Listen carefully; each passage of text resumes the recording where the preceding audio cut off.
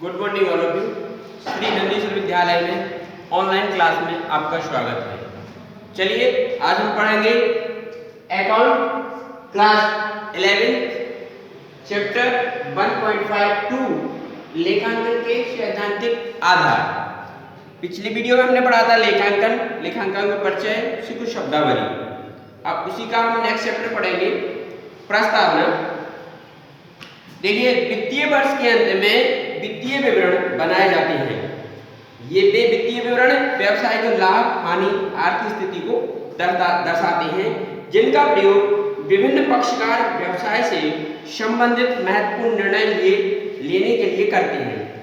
जो लेखांकन है वह वर्ष के अंत में व्यवसाय में लाभ हानि खाता बनाते हैं, उनके आधार पर ही वह व्यवसाय की स्थिति को ज्ञात करते हैं।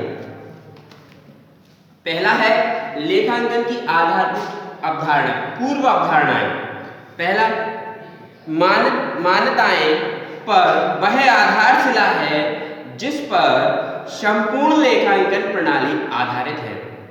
यानी वह बेस है, वो एक नींव की ईंट है जिस पर पूरी लेखांकन प्रणाली टिकी हुई है।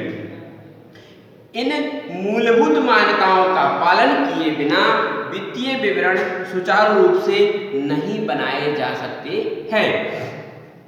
नंबर 1, चालू व्यवसाय की मान्यता।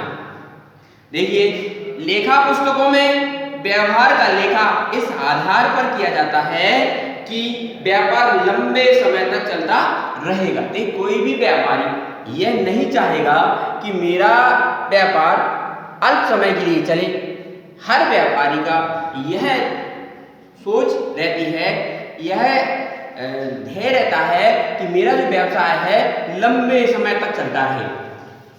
अगला है, दीर्घकालीन व्यापार में विनियोजित धन लगाने के लिए आतुर रहता है। आतुर मतलब वह जो व्यापार लंबे समय तक चलता है उसमें वह अपना पैसा लगाने के लिए हमेशा तत्पर रहता है, और जो व्यापार कम समय के लिए चलता है तो उसमें धन लगाने में संकोच करता है। दूसरा है, व्यापार के माल और संपत्ति तथा हिसाब किताब के मूल्य के बारे में अनुमान नहीं लगाता है। संपत्ति पर घिसावट उसके संभावित जीवन काल के आधार पर लगाई जाती है, ना कि बाजार मूल्य पर। आपने सुना होगा कि ये कोई वस्तु है, ये 10 साल की वारंटी है, यानी कंपनी ने इसे 10 साल तक की वारंटी दी है, यानी 10 साल तक इसका कुछ नहीं बिगड़ेगा। 10 साल के बाद इसका कुछ भी हो जाए इसकी कोई गारंटी नहीं है, तो उसे कहते हैं जीवन का लाइफ।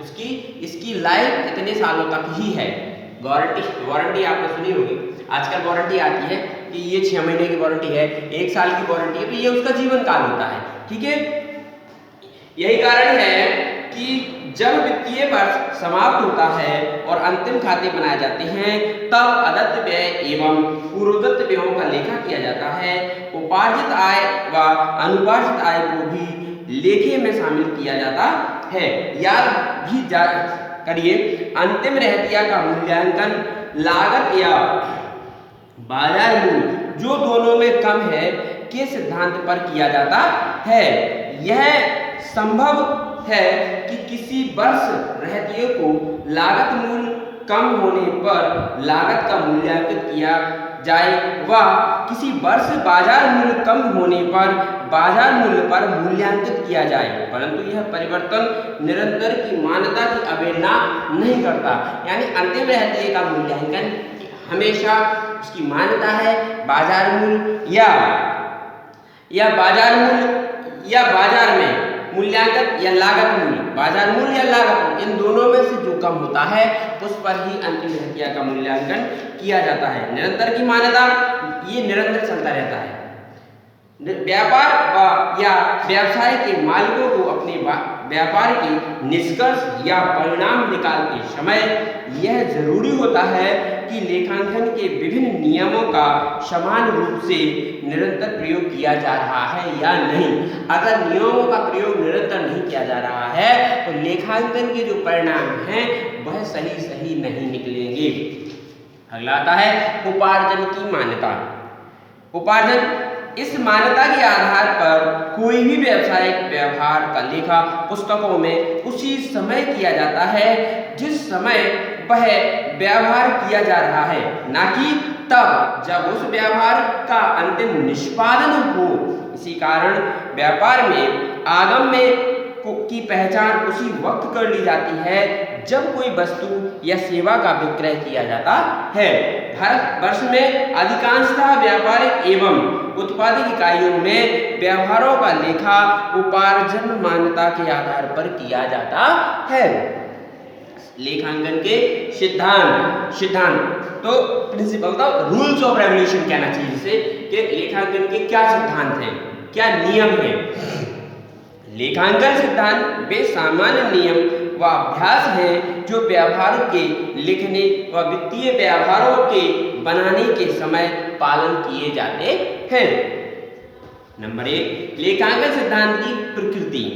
तो लेखांकन सिद्धांत विभिन्न वित्तीय व्यवहार एवं घटनाओं के वित्तीय विवरण पर पड़ने वाले प्रभावों को अवगत कराता है। यानी लेखांकन उन्हीं व्यवहारों को अवगत कराता है जो वित्त से संबंधित होते हैं या वित्त से संबंधित घटनाओं को ही अवगत कराता है। अगला है वित्तीय व्यवहार एवं घटनाओं की पहचान, मूल्यांकन व वित्तीय विवरण में प्रस्तुतिकरण लेखांकन सिद्धांतों पर आधारित है।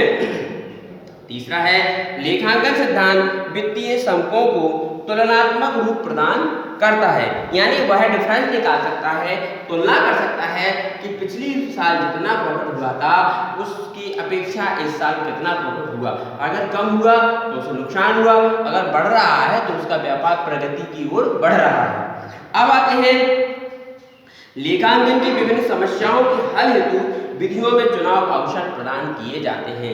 मतलब जो लेखांकन की जो विधियों में है समय समय पर उनमें भी सुधार किया जाता है जिससे उसका व्यापार लाभप्रद लंबे समय तक चलता है या लेखांकन में त्रुटियां की संभावना कम हो जाए। अब आते हैं व्यवहार लेखांकन सिद्धांत के प्रकार। नंबर 1, व्यावसायिक इकाइयों का सिद्धांत। लेखांकन की प्रमुख एवं महत्वपूर्ण अवधारणा यह है कि व्यापार या व्यवसाय उसके स्वामी से पूर्ण रूप से पृथक है। ये सत्य बात है। व्यापार और व्यापार का जो मालिक है उन दोनों में अलग अलग है। वो उसका मालिक जरूर है पर उन दोनों से पृथक है, अलग अलग होते हैं। व्यापार का स्वामी जिस व्यापार पर नियंत्रण करता है उस व्यापार से अलग माना जाता है, अर्थात व्यापार संबंधी व्यवहारों का हिसाब किताब अलग रखा जाता है। दूसरा आता है मौद्रिक मापन का सिद्धांत।